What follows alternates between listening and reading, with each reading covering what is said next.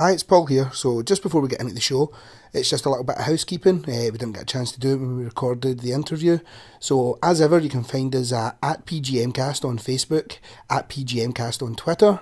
You can come along and you can check all our other episodes and all our sources at www.notanotherfakenewscast.com.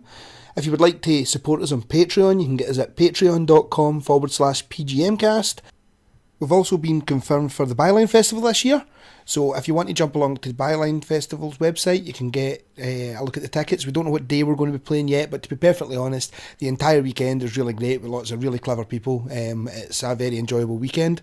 And we would also like to shout out and send you towards our sponsor, Project Lingerie, which is projectlingerie.com. If you use the offer code GIFT, you'll get 10% off your first order. And it's just a lovely box that gets delivered to your house with some lovely lingerie for your other half or yourself, or, you know, male or female, depends what you're into. And you can also, they have a brother's site, sister site, not really sure how you would define that, but they have one that's Project Boxers as well. Certainly both myself and Jerry have had products sent from. So now, on with the show.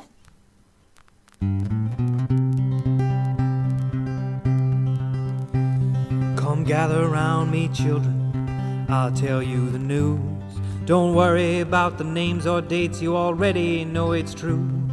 The doctor hates your baby, the prime minister's a ghost, and all them folks are sailing here 'cause they're in love with boats. Superfoods can save us from all our evil sin. JFK and Elvis own a bar in Wisconsin.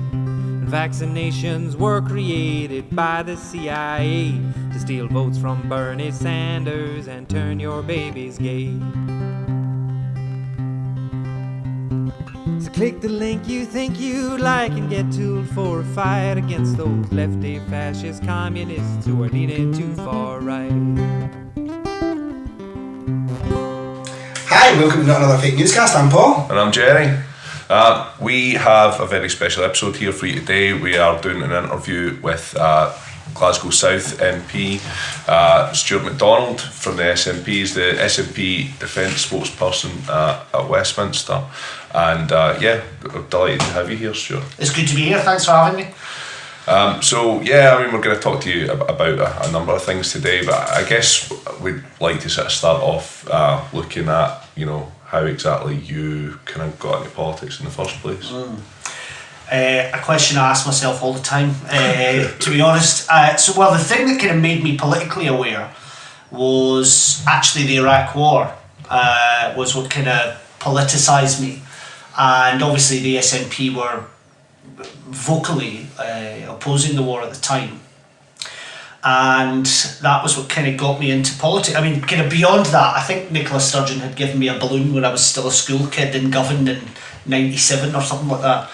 And I think I maybe put an SNP poster on my window, not really knowing what it was about. Yeah. But I would say it was the Iraq War, and then it was 2006. I'd actually been watching some of the highlights of SNP conference on the telly. It was about October 2006.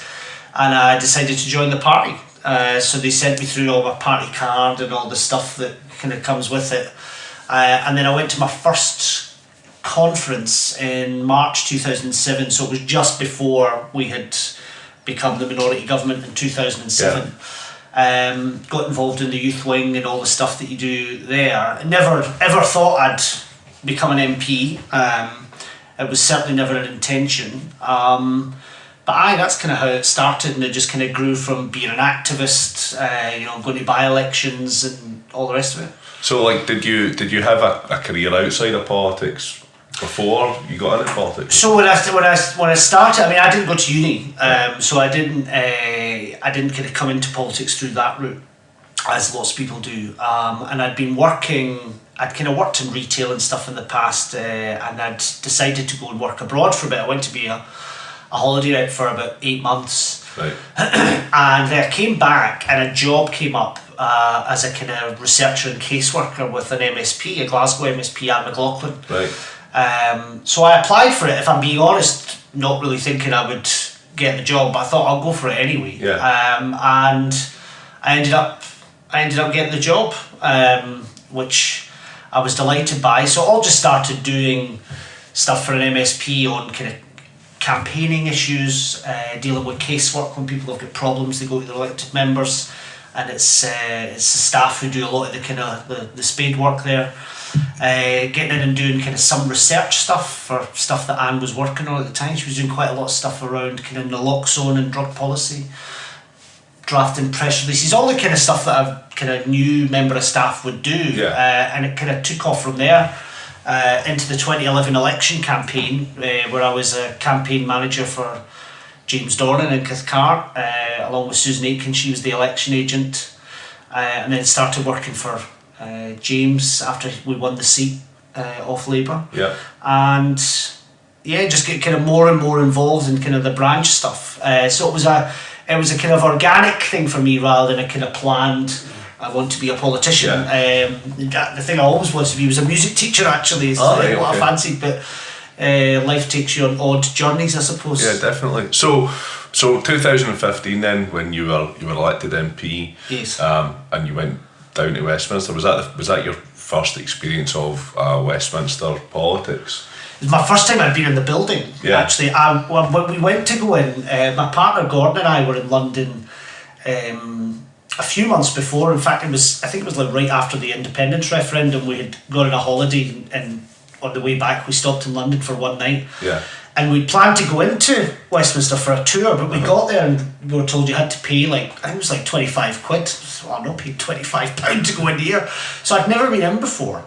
So when I went down, that was the first time I had been in. I'd actually... And they were paying you? Yes, you were paying me. And I hadn't even really spent much time in London before either. So it was a total life change. Doesn't even quite cover it. I mean, it was a culture shock, and that sounds stupid because people go to London for the weekend all the time, but I just hadn't really. No, I do get that. In my previous work, my head office was in London. I went from never being in London to being down there quite a lot. And yes, it's certainly very different from Glasgow. It's a very different experience. It is, and it's my sister said to me, she said, I'm so jealous you get to go to all that shopping in Oxford Street. And I said, I literally go between the airport, the Parliament and my flat. Occasionally I might get out for a drink somewhere, but really not that often. Largely because you're just too knackered, and I try and kind of come back to Glasgow as soon as the kind of week allows me to be in town. But all of a sudden you're running a life in two cities in the public eye. So it was a total culture shock, not just for me but for my partner. Well, entirely. I mean, obviously you're saying you get to go out for a drink, but it's much more difficult for an MP to just hit Blackfriars Bridge and start sinking pints for 4 hours because people start questioning. I wouldn't go down there and start singing the Scottish Breakaway in a pub but you can actually kind of hide in plain sight in London a wee bit. Nobody in London knows who the hell I am. But yeah, so it's a big culture shock in a lot of ways, and it takes other people around you to support you in that, from your family to your friends, staff who work with you and stuff as well. And what about your experience of actually the sort of day-to-day running at Westminster in the House of Commons? What's that like? I mean, to us as outsiders, it often just looks like a bunch of braying donkeys behaving like adults, behaving like absolute fucking children. What I would say as a boy from the Glasgow area, when there's a lot of things you watch, and just like, there's a lot of pomp there. There's a lot of large gold maces and guys wearing battle armour wandering about, and just like weird stuff, like weird things that just... They'll get chased around with swords to go in and vote on motions and stuff like that. Yeah, I mean, there's a lot to get your head around, just in terms of how do you actually do your job, how do you ask a question, how do you put a motion down and all that sort of stuff. Practical things you need to know. And then there's a whole side of it, as you say, the character of Westminster, if you like, which is just ridiculous. I mean, the building itself, whilst is unquestionably a beautiful, stunning building, is designed to be imposing. It's designed to make somebody like me feel, 1.5 feet tall. And you can see how that works actually in some cases, but the whole way itself was like nothing I have ever experienced before. I went to Govan High. I didn't go to Eton, which is probably the closest institution I would imagine you can get to it. So however mad and ridiculous it looks to you through the telly, it's even worse when you're in it. But I've kind of learned, to be honest, and I think you see this with the Westminster group of the SNP, to kind of not take it overly seriously. Some things there's no point in fighting them on, because it just becomes a pointless fight and you don't really get to advance anything. Like, you know, when we did the clapping at first, if you remember back to that, I think we made our point on that. Most people, if somebody says something agreeable or gives a speech, do not shout "hear, hear." That's not how most people behave. Most people clap.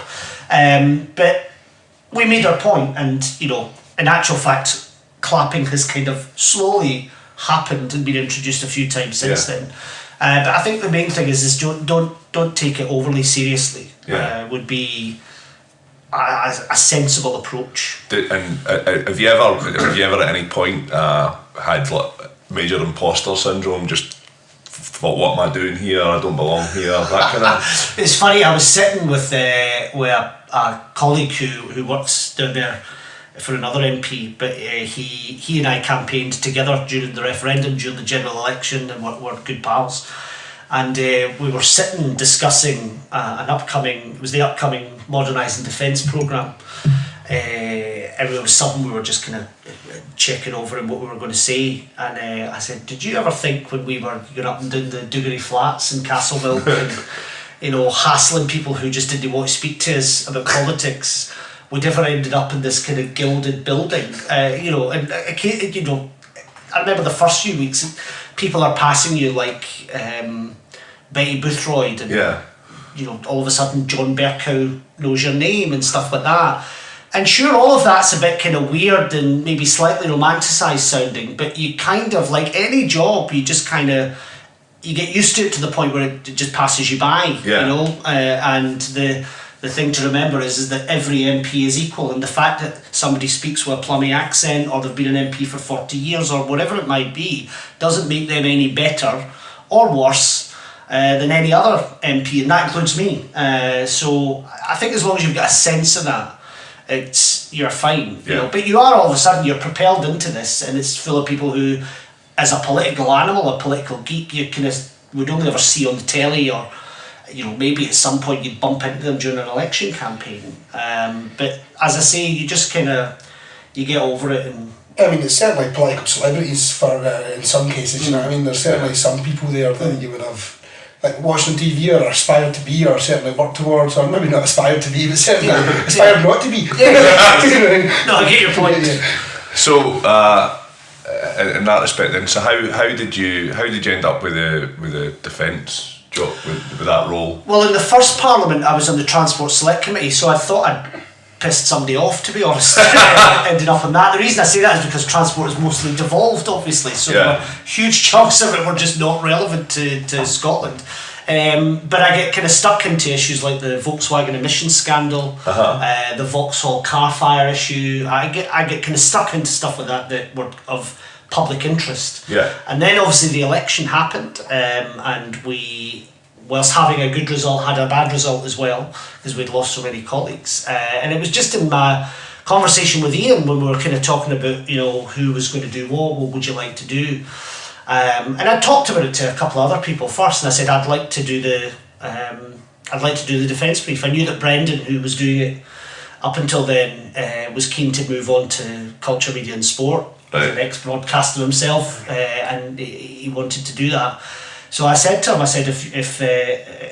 if you're willing to have me, I'll do the defence brief, because I think it's an interesting. For me, it's by far the most interesting brief, because if you're at Westminster, if you're a NAT MP at Westminster working on Brexit, economy, welfare, whatever it might be, there's usually, in every other case, a Scottish Government minister in Edinburgh working on that policy and actually developing and implementing changes.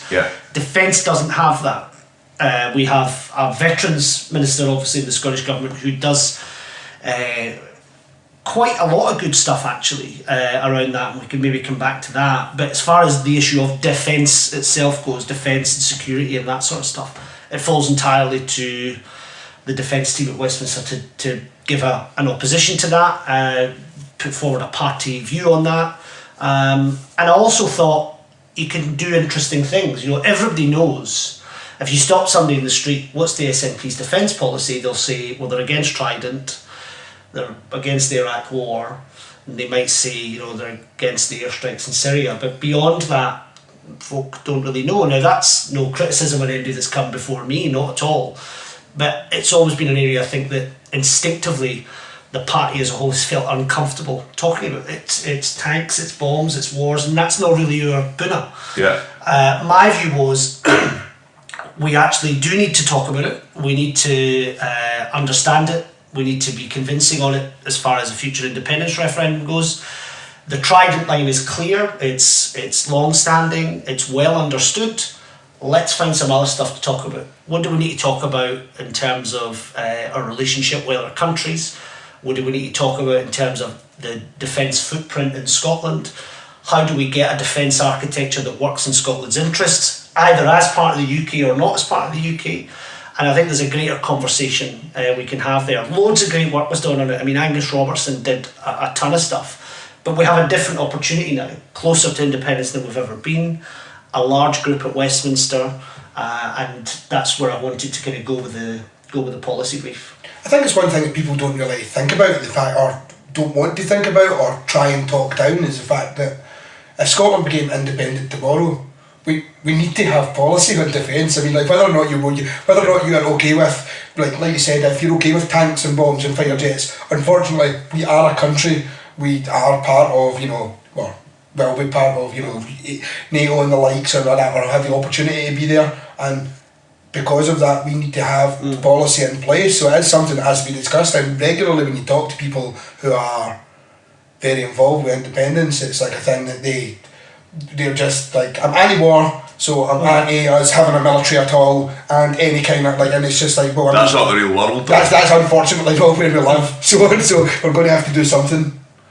Yeah, sure. I think that we've got an opportunity to talk about it, but that in itself isn't really the point. We have to talk about it. Yeah. And the public has to understand when we're asking them to vote for independence, what is it we're backing it up with in terms of defence. We can't get away from that any more than we can get away from arguments about the currency or pensions or anything else. Now, to be fair, I think by and large, there is not a lot of interest in defence amongst the general public, to be fair. I mean, just look at the media now and how many defence correspondents there are compared to how many there used to be. It has gone in one direction, and that is south. That's a shame, because it's an area of public policy that should be talked about. The MOD is the fourth largest spending department in Whitehall. It should be scrutinised, not just in Parliament every 6 weeks at defence questions, but in the public realm as well. And it doesn't happen to any great degree, which I think is a real shame for so many reasons. Well, I mean, you look at the Iraq War as an example of that. There was very little mainstream media, which was critical of that decision, which is not reflective of what public opinion was at that time. You had 1 million people marching in London. I certainly marched in Edinburgh as a student against the Iraq War.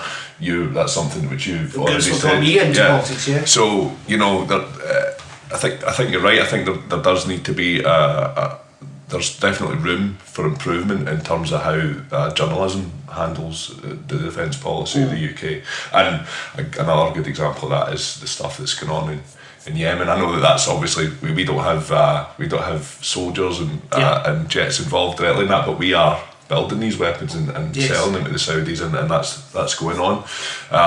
It's something that needs to be talked about more.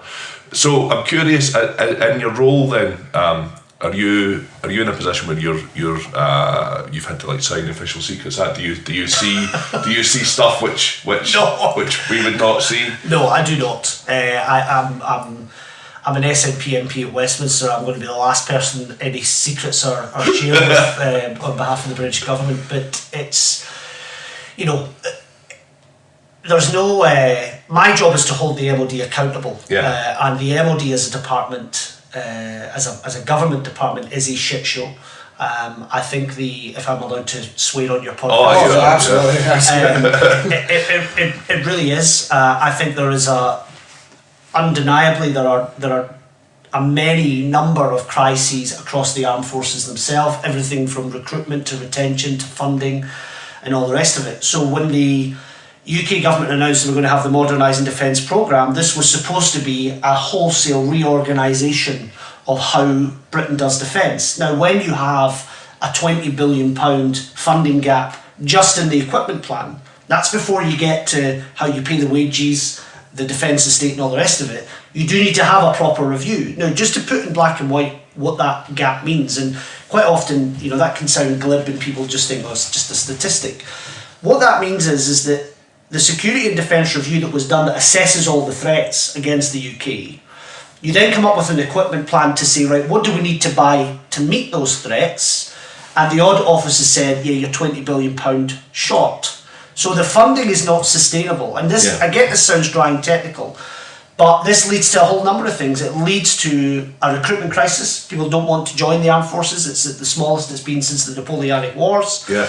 A retention crisis. Lots of people join to get a skill and then leave and go into the private sector to earn much more money.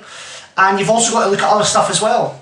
Britain is really, really poor at supporting, for example, military families, supporting veterans when they leave the armed forces. And all the small states in Europe get this stuff much better. I mean, we're one of the few countries where members of the armed forces can't join a trade union, for example. Now, we've brought forward a bill to allow them to have an association similar to, say, the Police Federation. Yeah. We totally get why they shouldn't have the right to strike. That's entirely that's entirely correct, entirely legitimate. But why is it that, you know, in the Netherlands and Denmark and Norway and Sweden, you know, you can have a body, whether it's a trade union or a federation or whatever, that negotiates on your behalf for the best possible working terms and conditions. Yeah.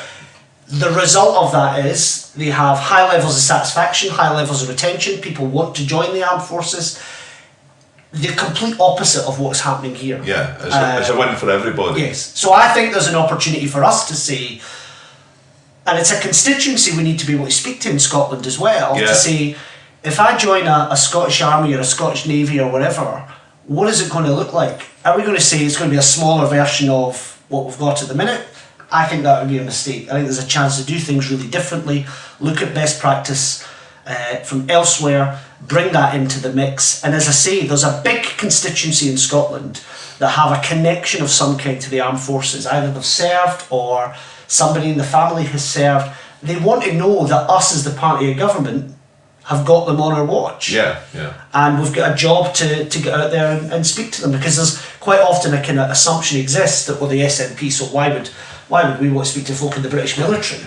On the contrary, the people in the armed forces are just as likely to vote SNP or vote for independence as any other large group of people. I was born on an RAF base down in England, and my father served in the RAF, is certainly a supporter of independence, you know, so yeah, it's a demographic that... Yep. And then our grandfather was a member of the RAF, my grandfather on the other side was a member of the army as a mechanic. I mean,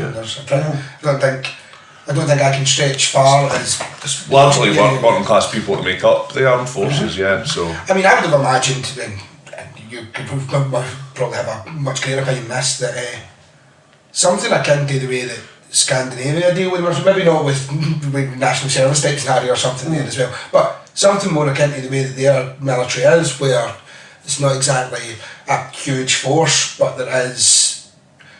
You know, they do have a relatively good turnover of people. People do get skills and they do go in and get trained up and they do. No one has a negative about it. I mean, we've got one of our friends, their wife. She is a psychiatrist. She has a degree in one of these two things, but she's Finnish. And you find out randomly at a party much later on that she had done like 3 years in the military and she absolutely loved it. She's got great stories. She's been there and she done it. I mean, there's probably an argument to say some form of national service in that type of environment when you're not going to be getting deployed and then Iraq or something like that is probably not a terrible thing either for a lot of people, and it allows them to get certain skill sets and stuff. Maybe not national service as blind as everyone has to do it, but option to leave school and go in to be able to do something that you're getting a skill set on the other side of it. Do you know what I mean? Like, Do you think like potentially there's an element of arrogance about the British military that they're not prepared to learn from other armed services? I remember there was a quote not that long ago about just kind of from a former general about the kind of the state of the armed forces in the UK at the minute, and they said we're essentially becoming Belgium with nuclear weapons.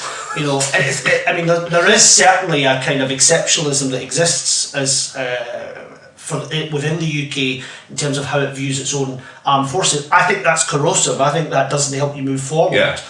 This idea that it's the same great colonial power that it once was, it's not, and people need to get over that hangover. The other thing as well is, these small states, take for example Sweden. They don't have a £20 billion black hole in their equipment plan. Yeah. Because what they do there is they have a thing called a multi-year defence agreement.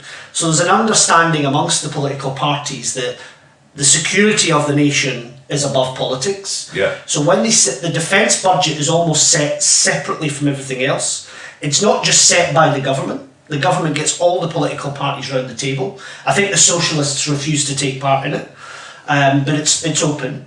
They get around the table, they agree a proper, I think it's 6 years they do in Sweden, a proper 6-year funding plan for the armed forces, and obviously that can change as circumstances may have to.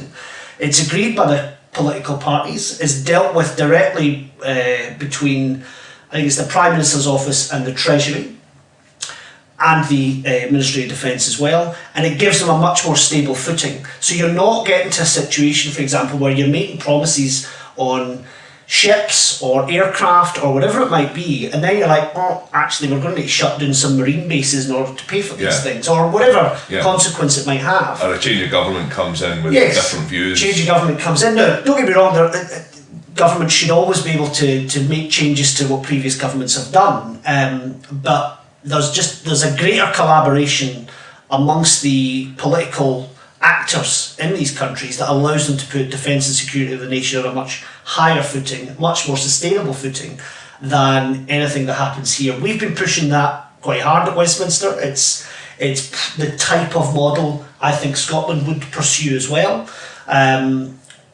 It was immediately dismissed. The first time I mentioned it, there was all this kind of, don't be so ridiculous, this is the MOD.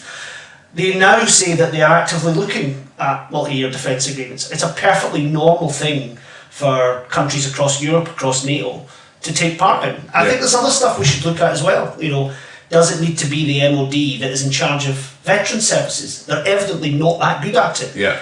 Why can we not take it out of the hands of the MOD, as happens in so many other countries? Do they really need to be the ones that do housing for military families? Again, they keep privatising it, they're not that good at it. So my view is we need to look at this in a real kind of a big shift. I don't think it's radical, a big shift in the way of thinking, but crucially for me as a pro-independence MP, I want to try and write some of this stuff in to say what's the offer we make in terms of how we do defence, fund defence, speak to defence communities and serve defence communities for when Scotland's independent. Rather than even like a restructure, like an entirely new structure, like looking at it and starting all over again, because what we're actually operating with at the present moment, well, like you said, there is and there definitely is in the UK, there's an imperial mindset that still exists, which is we are still the empire, we are some big mass colonial power with widespread across the entire world, and like you couldn't have something like the way that Sweden deals with their proportionately small military in comparison to the UK. I mean, overlook the fact that there's like 60 million people in the UK and it's not particularly that large either landmass or populace, but there is a mindset certainly, and maybe you would argue older generations, but certainly there's a mindset in Britain that Britain is still, I mean, even when you talk about things like Brexit and all the other stuff at the present moment, when you talk to a lot of people, there's a very imperialistic view still of the UK that people have never seemed to shake.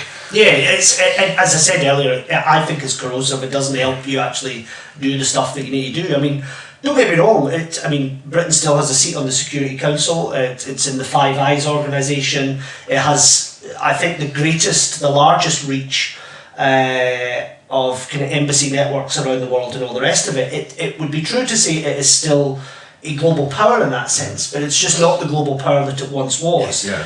Not only because of the changes that have happened in the UK, but the world has moved on as well. Yeah. And Britain needs to kind of catch up with that. And I'm of the view that a lot of the lessons that not just the UK can learn, but we as the Scot Nats can learn, lots of these lessons come from the smaller European states. So in terms of defence, obviously at the moment Scotland is in a position where we're quite susceptible to stuff like misinformation and propaganda and whatever coming from the likes of Russia, and you have been relatively vocal about that. You were in the Times this week talking about the fact that we're susceptible to that. So is this something you've came across directly, or is this something you have a feeling on? What made you decide to speak up about that? Well, in the role I've been doing, I mean, I've always known about the issue of misinformation from malign actors, state, non-state, and you mentioned Russia, so let's talk about that. I've always been aware of it. I've paid more attention to it, obviously becoming the defence spokesperson has caused that. But in lots of the conversations I have with, people from different countries around Europe in particular, I mean, I try and meet as many of the kind of European defence attaches as possible who work out their embassies in London, talk to them not just about what they do in their own country, but how they see things in a European context, in a global context, and this issue comes up time and time again. So if it's a problem for every other European country, why would it not be a problem for Scotland? Why would it not be a problem for the UK? It is, very much is. And we are so behind in trying to address this. I think we're greatly behind in even understanding it. And again, you'll hear me say this a lot, the smaller countries get this stuff. Now, part of that is by dint of geography. Finland, Sweden, Latvia, Estonia, Lithuania, just look at where they are on the map. Yeah. Of course they're going to have a greater understanding of it. Look at their history. Of course they're going to have a greater understanding of it. I think there's partly been a kind of, like what you were saying, a kind of British exceptionalism. That, that won't be a problem for us, It absolutely is. And I think it's a conversation that needs to be had. If we had voted for independence 5 years ago now, we would be the only country in the European Union not having a government-led effort to educate the public, talk with the public, on everything from, you've got your basic cyber hygiene, cyber security stuff that you need to keep your stuff safe on your laptop in the house, right up to what do you do in any event that happens where a malign actor will try and exploit it by the use of misinformation. And that could be anything. It could be a shock weather event, it could be an economic shock, it could be a cyber attack, it could be a military attack or whatever. If you look at what Sweden, the Swedish Civil Contingency Agency, is doing right now around this, they've really kind of stepped up their efforts on misinformation as a government. And again, they're looking at, if something happens, if there is a shock, economic shock or whatever it might be, how does the government ensure that its citizens can get proper information? Now, it's not about propaganda. It's not about political propaganda. It's about making sure governments can communicate with their citizens and citizens can communicate with their governments, and that information is kept clean. And it's not, people aren't misinformed or worse, disinformed. That's something that the UK, I don't think, quite understands. If you again look at the political makeup of the UK, you've got devolved governments, you've got regional mayors, all with different political makeups and political aims.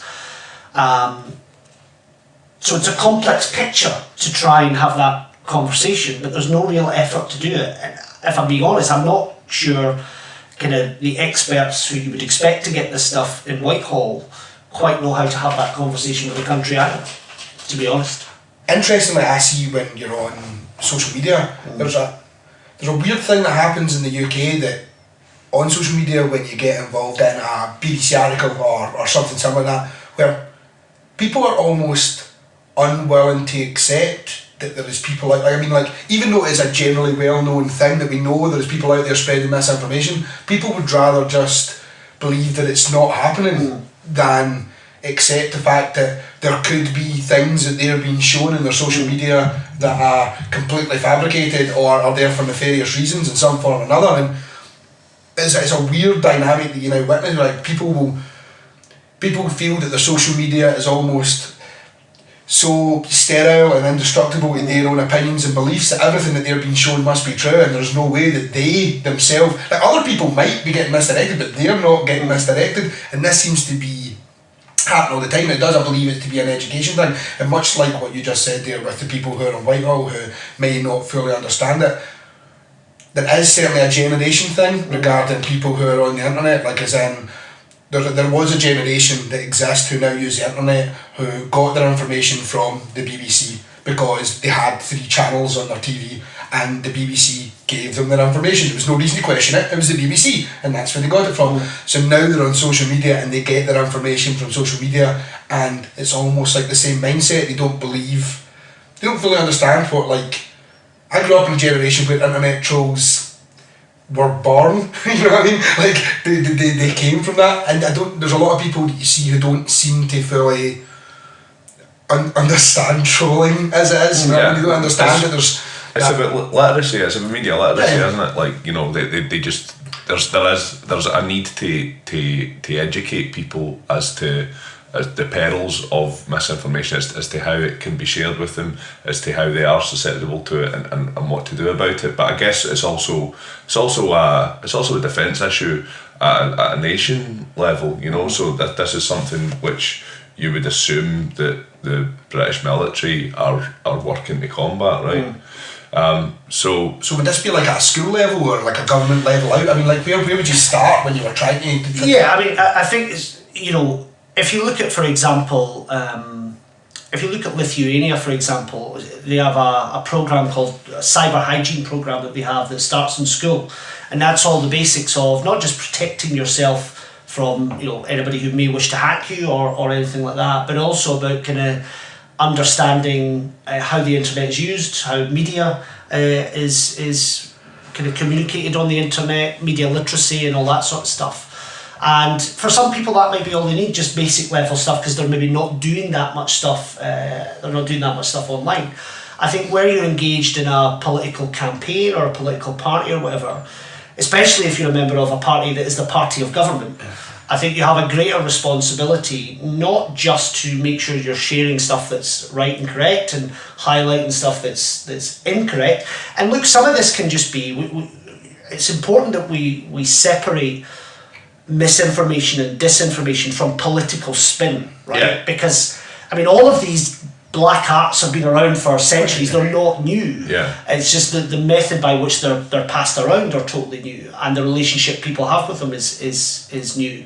It's sometimes also, people are in echo chambers, and if you think of kind of before the internet was kind of big or even existed, it was all about the newspapers you read, wasn't it? And, well, they would say that's the Telegraph if you only read The Guardian, for example. Yeah. I've always tried to read newspapers I don't always agree with. I still do. I don't always want my own opinions reflected back at me all the time. Yeah. And I can read stuff that's, you know, just kind of from the objectionable to the batshit crazy.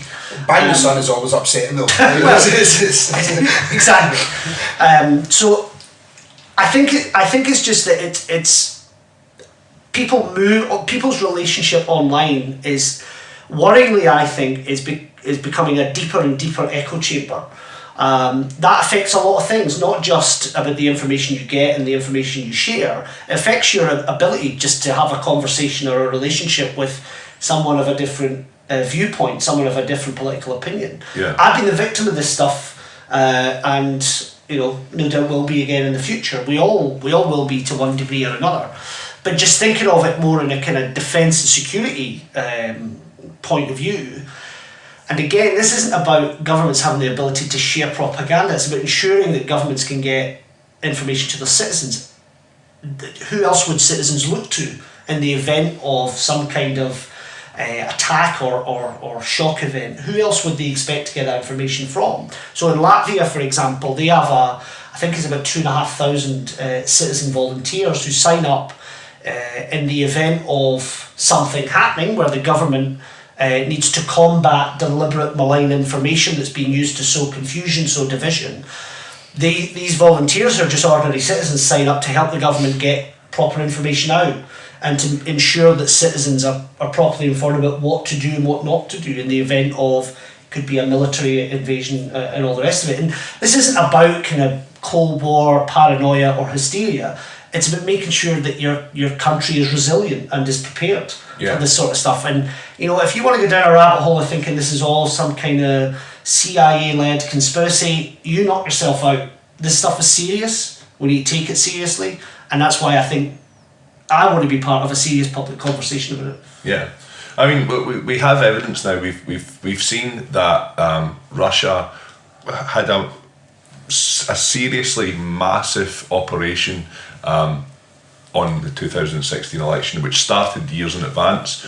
They deliberately tried to influence and clearly did arguably influence an election in another country, and they spent a lot of money and a lot of time to do it. So this stuff is real, and regardless of what you believe, it happened. We know it happened. We've seen the evidence. We know that they did things like inviting people to protest and counter-protest and told them to bring their weapons with them, and well, I mean, even if you go back further, one of the things, one of our biggest friends on the show, Alexander Dugin, who is essentially a Russian. He is a advisor to the Kremlin. I mean, in 1997, he said that Russia should.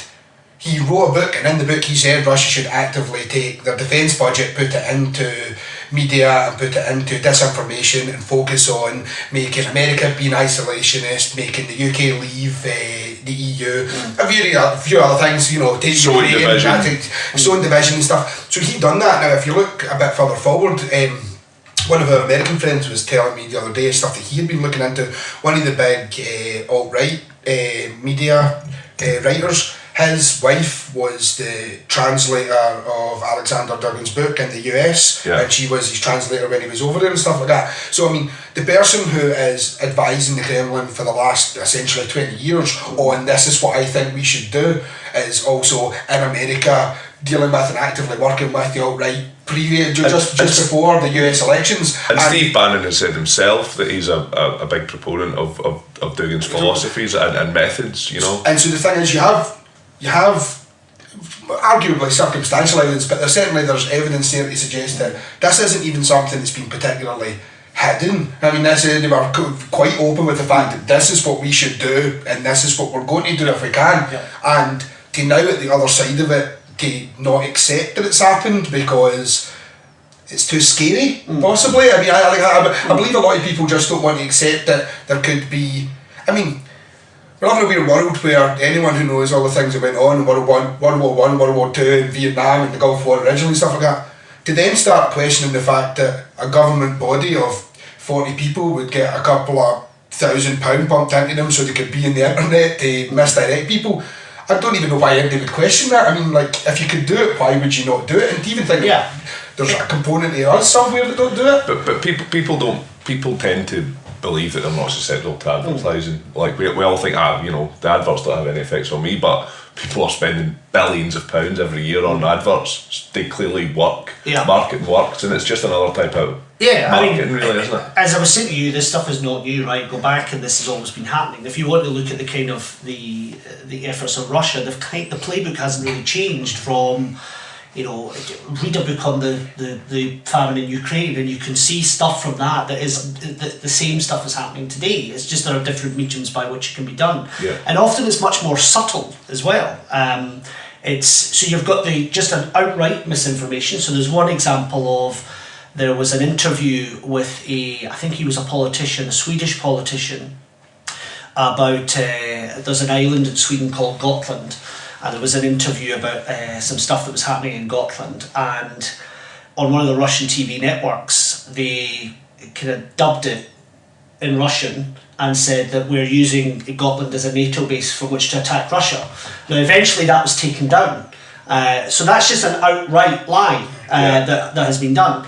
Other times it's much more subtle than that. It's where other actors become useful to help build audiences, for example. So if you've got someone you particularly like, respect and follow, and all of a sudden they're writing blogs for a Russian media outlet or doing a TV show, for example, you yourself may not be you may be entirely in control of the content of your blog or your TV show, but the point is you're helping them build an audience. And you're lending credence to their message. So it's there's also, and you've got to look. I mean, Ukraine is kind of the testing ground for a lot of this stuff. Obviously, there's an active war happening in Ukraine at the minute. Has been since 2014, and the misinformation that happens there is a mixture of trying to sow discord amongst the public on domestic issues, right up to the active war itself.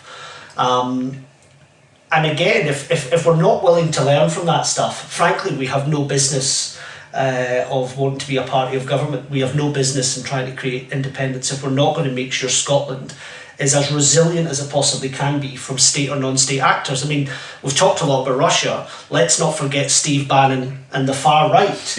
And they will do it with other stuff as well, not just politics. It could be, for example, lots of misinformation about grooming gangs and stuff like that as well. It could be no-go zones. No-go zones are classic. No-go zones. It could be anything on. I know you've had Jennifer Jones on, and she's talked about it, where it's been used in the kind of footballing world and stuff like that as well. So some of it is kind of might seem pointless, but it's just as an effort to sow division, to sow confusion, and do that in as many different ways as possible. So, is the issue of Scottish independence, will that be seen by people who want to hijack that debate as an opportunity? Of course it would. If it's happened in France during the elections, if it's happened in Ireland during the abortion referendum, if it's happened across the UK and on Brexit and all the rest of it, why on earth would this be any different? I mean, certainly, because on the most basic term, if you can create division, firstly in Scotland, but then on top of that between Scotland and the rest of the UK, that is only going to serve to weaken components of essentially British politics, and then that is always going to serve certain countries to their agenda. Do you know what I mean? So I don't know how you could ever perceive that it wouldn't be the case, and then that's why, in my opinion, you have to always question people who have a very linear view on certain components and push certain things all the time that are either questionable or can be disproven, because you don't know where if any there is money coming in the background or there is support coming in the background, and it's a very difficult. Obviously, we had Ben on and stuff like that, Ben Nimmo, and one of the things he looks at all the time, and he seems to be fighting an uphill battle at the present moment, where just trying to weed out people who genuinely are trying to do good and people who are genuinely trying to misdirect is difficult for him, and that's his job, and he's a professional at it. So imagine what it's like for the end user, the person who's just sitting in their home himself. Yeah, no, absolutely. I mean, I remember when I first went to Ukraine last year, we went on a visit out to the east. We got within about 2 miles of the contact line at the Donbass, and I came back and was kind of talking about what I'd seen to journalists and stuff, and there'd been a couple of stories about it in some of the different newspapers. And it wasn't until a couple of months later, I think it was in July last year, where a pal of mine said, "Have you seen this article in the French edition of Sputnik?" Now, it won't surprise you to know I don't tend to read the French edition of Sputnik or the English edition. But he brought me down a printout, and it was this writer had written up about my visit to Ukraine and how I'd been infected by the ghost of Nessie, the Loch Ness monster, and the article was all in French. And I thought, what on earth is going on here? Why is it taking this amount of time to do it? Why do it the French edition and not the UK edition? Why use that extremely odd phrase? It then transpired that the woman who'd written the article was the woman who interviewed the 2 GRU agents involved in the Skripal poisoning. The RT interview, you know, in the room. About the About 23 metre highs fired and that. So, yeah, it's... So, had you been infected with the ghost in Essie? Just want to make that clear. Probably. But it didn't happen in the Donbass, if I have been.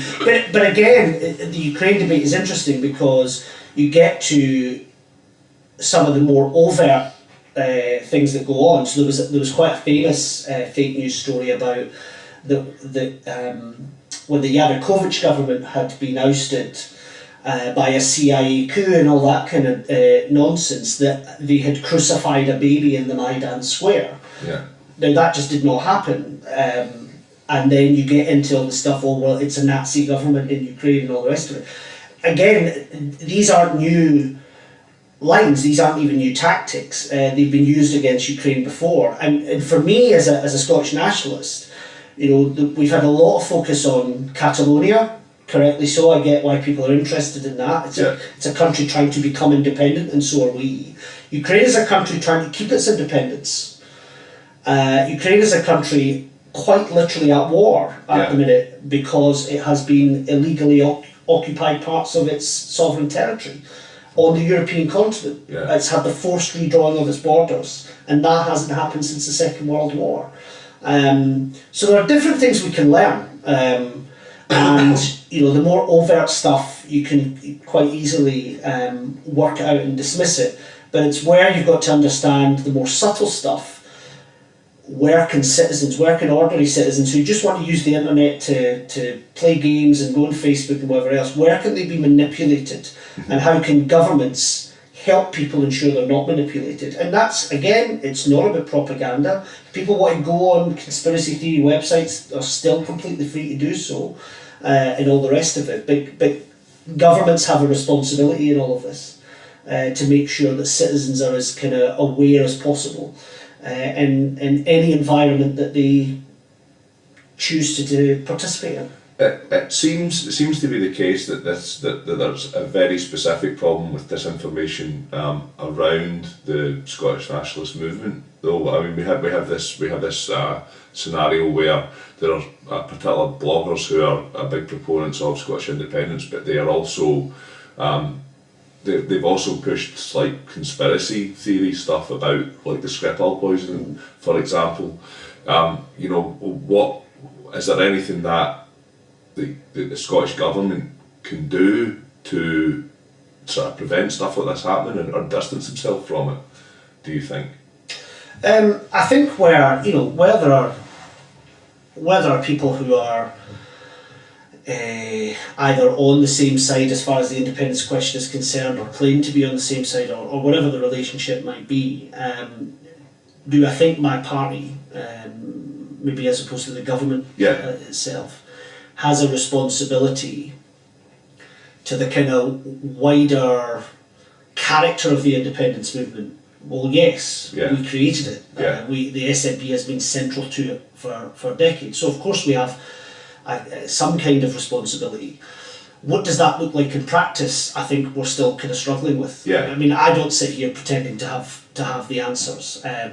Clearly, there are individual instances where you might want to speak out and distance yourself from something that has been said or something that has been spread. And of course, we should do that. I think what we perhaps could get better at is making sure we're not active participants in that. And as I say, try and help nurture a kind of character of a campaign that other people would want to be a part of. If what they see is something that's constantly angry, something that dabbles in not just conspiracies, but kind of just a pernicious approach to politics. If that's a floating voters' experience of our campaign, it doesn't serve as well at all. So getting that balance right of understanding our responsibility, yes, to at the same time people are free to do what they want to do. It's a tough one, and I think all political parties have got this problem at the minute, and I'm not sure I'm not sure we're anywhere near to kind of resolving it. But there is another side to this as well. Is people, if you're a reporter or somebody in a political opponent, let's not overinflate people's significance. Yes. Let's not try and create connections that don't actually exist. Whichever blog it might be, trying to tie that to either me as an individual SNP politician or the First Minister is plainly ridiculous. Yeah. I think the danger comes when you have bloggers or you have people who are, say, pro-independence, but they also are regularly anti-British or certainly anti-English off the back of that as well. Yeah. If you then have... It becomes exclusionary. It does, and then if you then have prominent members either of the SNP in general or other parties or other media outlets that are well respected who then retweet or post or reblog that from there, it lends a lot of credence to people, and then what it does is that creates that negativity that you're talking about. And essentially where there is a lot of arguments on the whole unionist and independent side, but I don't necessarily think that independent Scotland, and I'm probably going to just piss off a whole pile of people here, but I don't necessarily think that independent Scotland is an anti-British movement or an anti-English movement. Absolutely. And I think that there is a lot of people who associate those two things, who see I am pro-Scottish, so as such I hate Britain, which is not, I don't believe is a thing that lots of, certainly the SNP and the likes, I don't believe that that's where their stance is on it. It's a very different scenario, and the danger is obviously when you've got people who are doing that and getting spread about their information. So I guess this brings us on to the question of how do the SNP go about winning an independence campaign for Scotland? What's the next step and what's the path to that? Well, that kind of joining what you've just said and leading into what you've just asked, I get back to the character of the campaign and the motivation of the campaign for Scottish independence as well. Our campaign is fundamentally about a change in relationship status between Scotland and the rest of the UK to a relationship of equals, which we don't have at the moment. And thinking about what that then means in practical terms, you would be countries that shared a land border, that share an island, that will have, by and large, similar overlapping interests in many areas. It will be the case that what we do will always be of interest to the rest of the UK, and what the rest of the UK does will always be of interest to us. It's not to say we're going to be the same, that would defeat the point of independence. But what I'm getting at is they become our most important ally, our most important and indispensable ally, and we become that to them as well. And I remember a Tory MP said to me, I'm really surprised at the line that Nicola Sturgeon, the SNP, have taken on the back of the horrendous events in Salisbury when the Skripals were poisoned. And I said, well, why? And they said, well, I don't know, I just expected you to be kind of anti-British about it. And I said, no, you have to know that when something like that happens, you've got a reliable ally to the north. Similarly, if that happened in Scotland, which it might well at some point, we need to know we've got reliable allies south of the border as well. Yeah. That's not just good and sensible politics, but it's the basis of the relationship of the European Union, which is a body that we want to get independent membership of. So for me, if anybody wants to engage in the whole thing about it's about hating Britain and all the rest of it, I mean, it can get kind of ugly. If you start from the point, like I do, where I hate the way Westminster does politics, I think the way that Westminster does politics ill serves Scotland. I think it ill serves Manchester as well. Yeah, I think it ill serves a lot of places. But obviously we've come up with this, what we think is a good solution, which is Scottish independence. That does not lead me to then hate Britain, hate the British state, or anything like that. People across the UK are people who we have a warm history with, and Has Britain done terrible things in the world? Yes, of course it has. Has it done terrible things at home? Yes, of course it has. I'll go back to Westminster on Monday and argue about some of those things. Yeah. But at the end of the day, we can't ignore our history together. But that doesn't require 59 MPs to go to London to keep that special bond going. And so, on to how do you win next time round? Well, first of all, the date, who knows when that'll be, that's way above my pay grade. I've always been of the kind of softly, slowly viewpoint. I think there's still work to be done on a renewed case for independence. There are still, even with the Growth Commission that's come out, some of that has to be fleshed out on the economic stuff. I am in the process of kind of thinking through how do we have the discussion when it comes to the defence side of things, because as a defence spokesperson I'll need to go and sell this stuff with other colleagues in the party. I think that if we can show that what we're trying to do here is perfectly normal, we're seeking the status that every other country in the world enjoys. If we do that in such a way that is seen to be big-hearted, seen to be open with the people who did not support us last time round,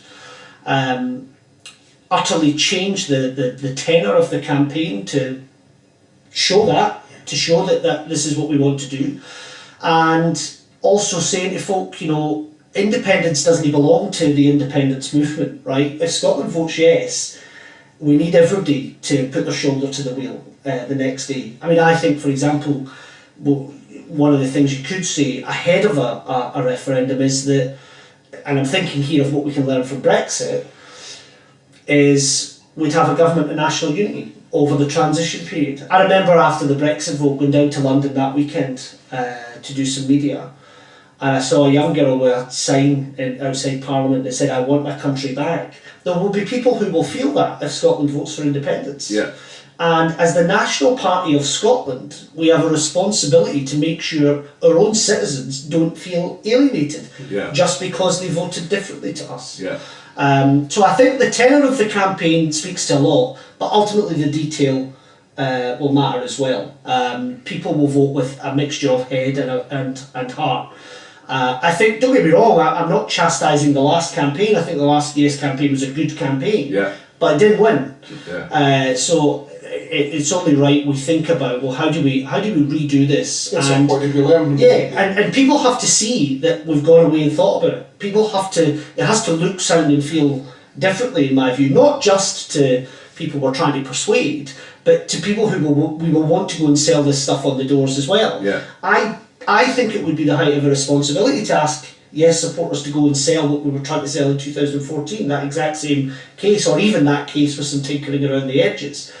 I don't think that would motivate people, because we would end up with largely the same result. I mean, I would also say that the country now, to the country as in Great Britain, to the country then, are a very different scenario. You were talking about how it should be a slow process and when dates should be set.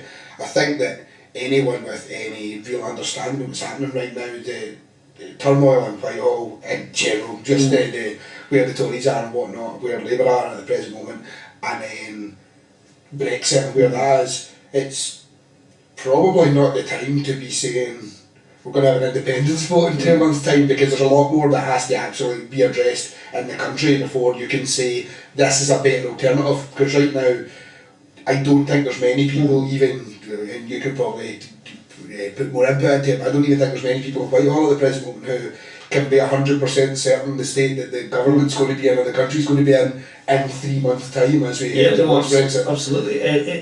And again, we've got to think of what can we learn from Brexit and the way that the government has handled it. It's clear that maybe we can't actually be so rigid on this. We'll have a yes vote and then Independence Day 18 months later.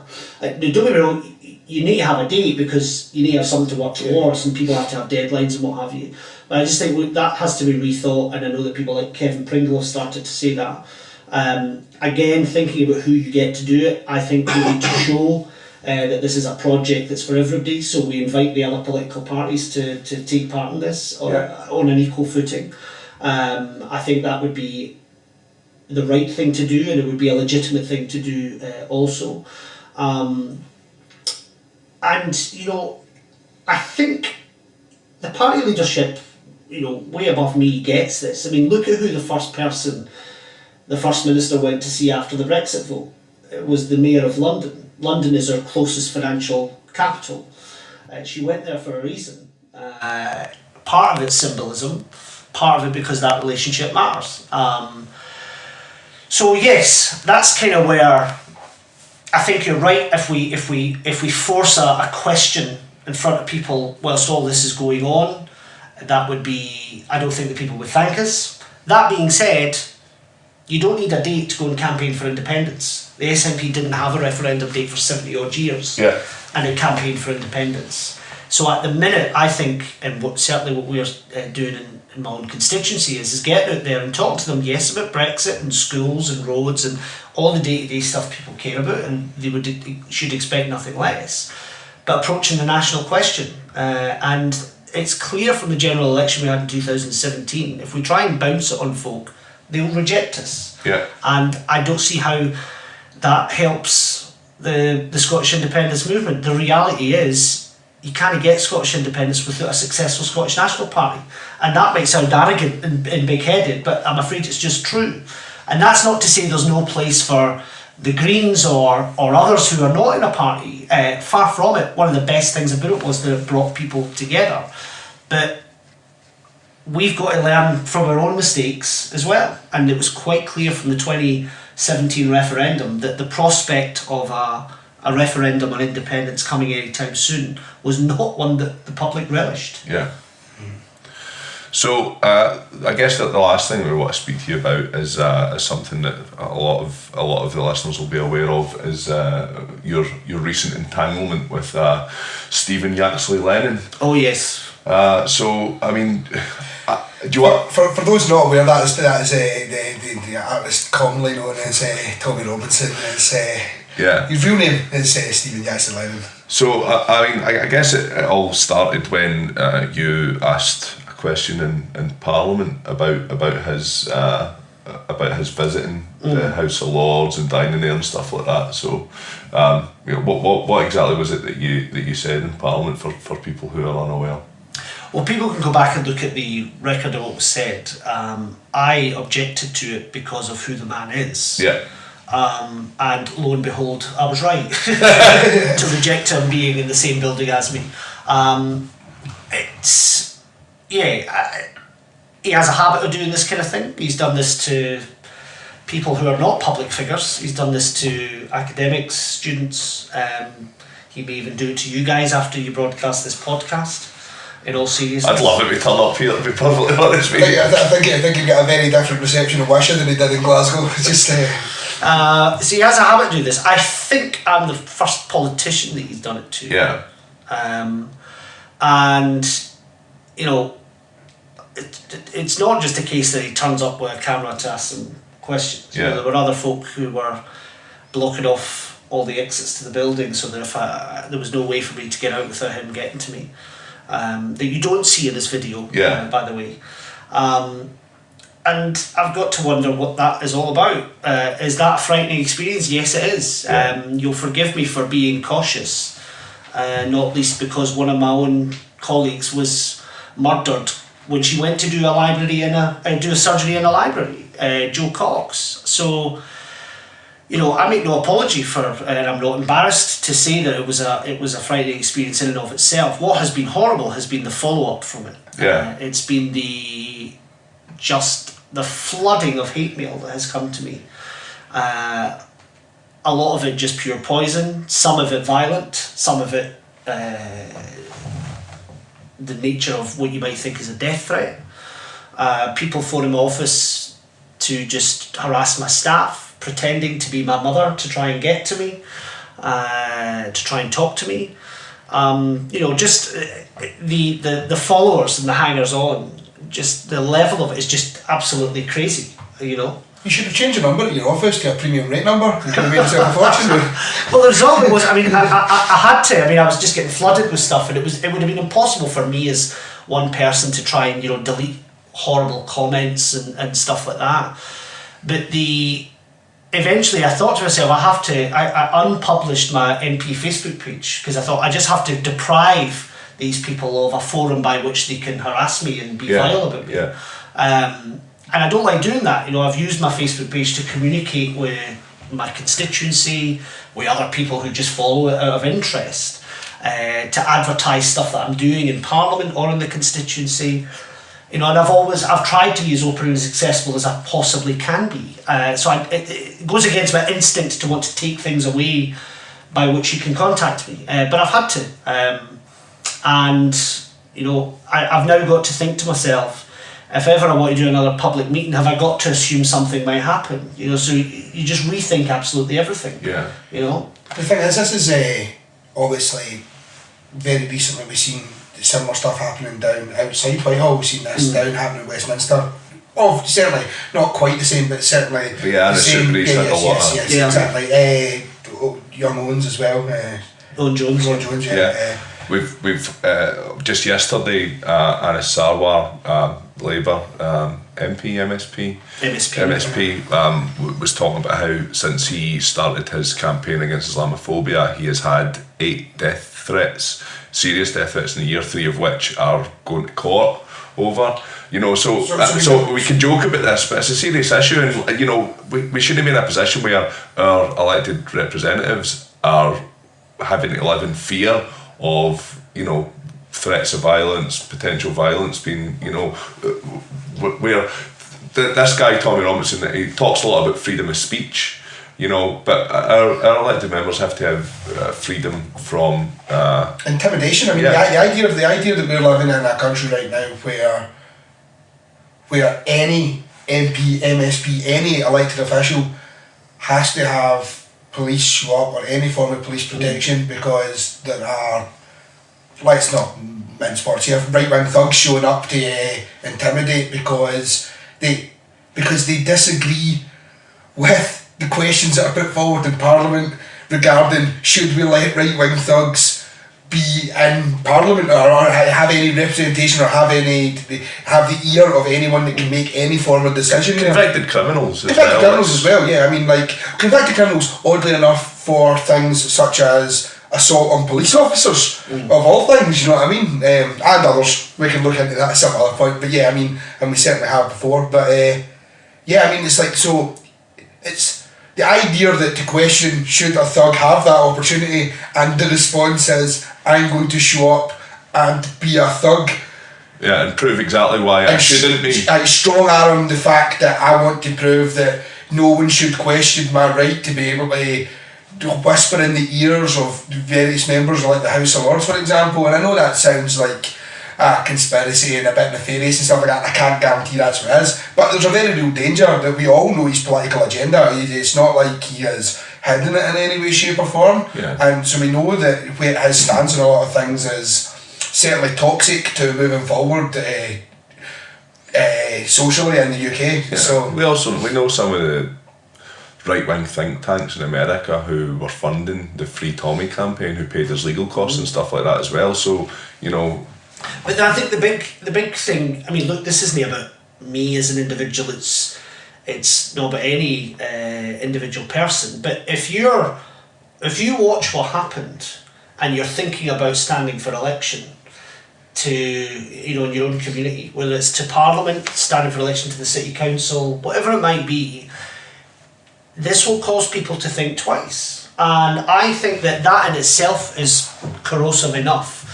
But what it will also do is, and what I hope doesn't happen, is that politicians will restrain themselves or perhaps not vote the way that their conscience tells them to vote because they're scared of that kind of consequence. Now, that's very different to, Tory MPs who are maybe defying the government in votes over Brexit at the minute and they might get deselected by their local parties. That's very different to people who would say or do things and represent their constituents, and this sort of thing happening as a result of it. So that I think that's the, we can't. It's why I was determined I wasn't going to shut down my surgeries or anything like that, because I thought I'm not letting these people win, and I've got no ambition to be a martyr. But it then becomes normalised where, MPs don't do surgeries anymore. That can happen. And it's also, this sort of behaviour has been normalised and encouraged to a certain extent by the right-wing press, by the likes of the Daily Mail and the Express publishing headlines which call people traitors and stuff like this as well, you know, so it has been encouraged by... No, that's true, but there's also another element to this which needs to be handled and tackled, is the social media platforms. Yes. The social media platforms as well. Now, Twitter has closed Mr. Lennon's feed down, but he still has just shy of 1 million followers on Facebook. And I think Facebook need to answer the question, why have they decided he's so bad that they won't have him, but you're quite happy to have him. Yeah. Now, they did close down the Britain First page, which I think there's a legal action coming from them on that. And again, this isn't. I'm the first to defend free speech. If that had been a kind of Michael Crick style thing where somebody has just turned up with a camera to okay, maybe I come away from it embarrassed and uncomfortable and all the rest of it, I would have no right to want that stuff taken down because I'm a public figure, and you get the right to do that. You get the right to make me feel embarrassed over things I've done or said if it merits it. But that's not what happened. Well, a great example is right now. I mean, right now you're sitting with talking to us, and the same type of environment could have been put forward with Mr. Lennon, where I mean, I can't imagine. Which admittedly I would decline because he's not a journalist. He's not even just an activist, in my view, and I've got no ambition to legitimise him at all. Yeah. But it's not a kind of where people cheer on Michael Crick for doing it or Jeremy Paxman doesn't let somebody off the hook. If it was that kind of thing, fine, but it wasn't that. And why those videos still exist online, why they've not been taken down, where they identify the personal details of one of my staff members who's not a public figure. Yeah. The result of those videos is people watching them and continuing to harass me and intimidate me and threaten me. Why the social media platforms are allowing that to exist, I think needs to be answered. They shouldn't be allowed to exist in my view. And I would say that if this was a video that the subject of it was just an ordinary member of the public, I mean, you can go and see some of the other similar stuff he's done in the past. Yeah.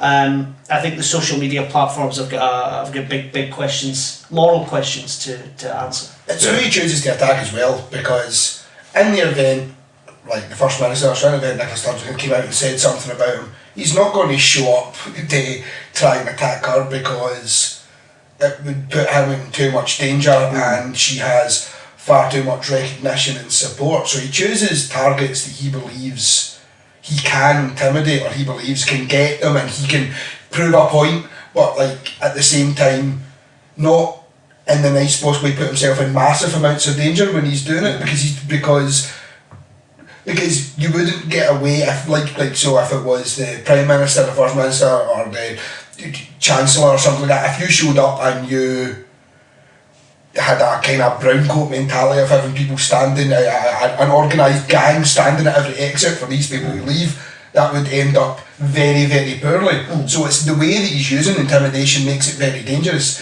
He's attacking people that he feels there would be less knock-on effect from him attacking. And I believe that that's the same as what happened with Jo when she got stabbed, or when she got shot down in London. She was a target that they could attack, but she was going to be out in the open and walking down the street and going to her thing, and she was not going to have police protection or people watching her or people making sure at the other side of it, so they can get to her. And then, as you said, that then creates that dangerous scenario where people like yourself, other MPs about the UK, if they then don't want to go and be out in the open and be in places that they can be attacked without protection. Look, I represent the south side of Glasgow where I've lived my entire life, was born, grew up. I'm not going to be intimidated out of walking about for some guy for looting. And that doesn't change just because I've become a member of Parliament. Absolutely not. But look at, for example, at the weekend, the Labour MP Cat Smith, I can't remember her constituency, she was going to have a public meeting on Brexit where her constituents were to come along and ask her questions, give their views on things.